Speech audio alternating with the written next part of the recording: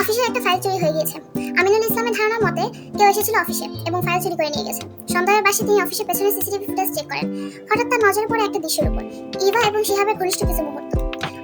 অফিসে এসব কি চলছে? অপ্রতিক্রম অবস্থায় দুজন নিজেদের লালসা মেটাতে ব্যস্ত। অফিসের পেছনের দিকে মানুষজনের চলাচল কম, ফাঁকা জায়গায় সুযোগ নিচ্ছে তারা। সবকিছু স্পষ্ট হয়ে যায় আমিনুলের কাছে। দুই চার মিলিয়ে ফেলেন তিনি। জল শক্ত হয়ে ওঠে। শিহাবকে চরম শাস্তি দেওয়ার ফোন দিয়ে মনে মনে এঁটে ফেলেন। সাথে সাথে মাইশাকে সুন্দর একটা ভবিষ্যতের প্ল্যানিংও করে ফেলেন। সবার আগে খুঁজে বের করতে হবে মাইশাকে। মাইশা শিহাবের প্ল্যানিং শুনে ফেলেন। শিহাবের ফোন বাজার শব্দে সে বুঝতে পেরেছিল নিখুঁত কোনো পরিকল্পনা করা হবে, এবং হলোও তাই। দুই হাতে মুখ থেকে ঠুকরে কেঁদে ওঠে। মানুষ এমন হয় দরজার আড়াল থেকে সরে দাঁড়ায়, দৌড়ে চলে যায় ওয়াশরুমে। ঝর্ণা ছেড়ে চিৎকার করে কাঁদতে থাকে। ছোটবেলায় মা মারা গিয়েছে মাইশার। মানুষের মুখে শুনেছে মাইশার মাকে তার বাবা খুন করেছে।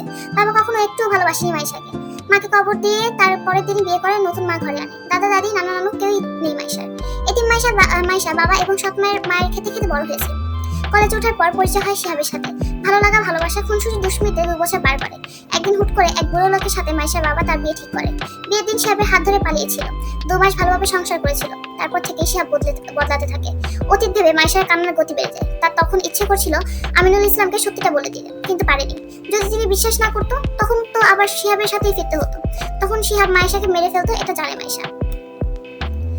নিজেকে শক্ত করার প্রচেষ্টা চালায় মাইশা। এভাবে ভেঙে পড়লে চলবে না। নিজের জন্য না হোক, বাচ্চাটার জন্য মাইশাকে বাঁচতে হবে। এই নরক থেকে বের হতে হবে। সাবাস শেষ করে বের হয় মাইশা। ব্যথা কমেনি এখনো, সারা শরীর ব্যথায় জ্বলছে। টাওয়াল দিয়ে চুল পেঁচিয়ে খাটে বসতে যেতেই বাইরে থেকে আওয়াজ পায়। মেয়ের কণ্ঠে ভেসে আসে।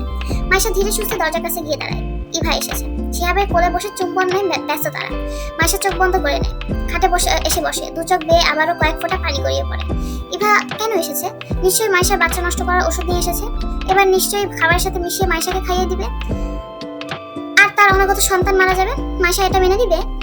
দীর্ঘ সময় নিজেদের চাহিদা মিটিয়ে ক্লান্ত হয়ে ফ্লোরে শুয়ে পড়ে শিহাব এবং শিহাবের হাতের উপর মাথা রেখে ইভা শোয়।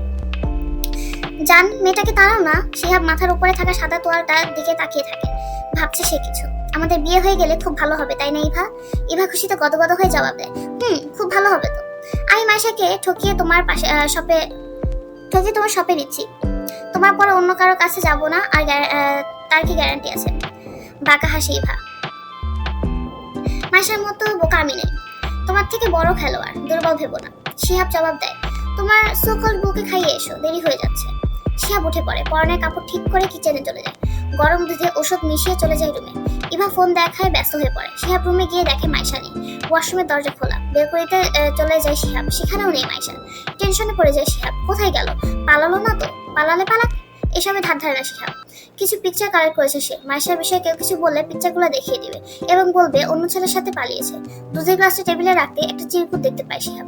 ভ্রু কুচকে চিরকুটটা হাতে নেয়। একটুখানি সুখে আসে, ভালোবেসেছিলাম তোমায়। কখনো ভাবিনি এভাবে দুঃখের সাগরে ভাসিয়ে দিবে।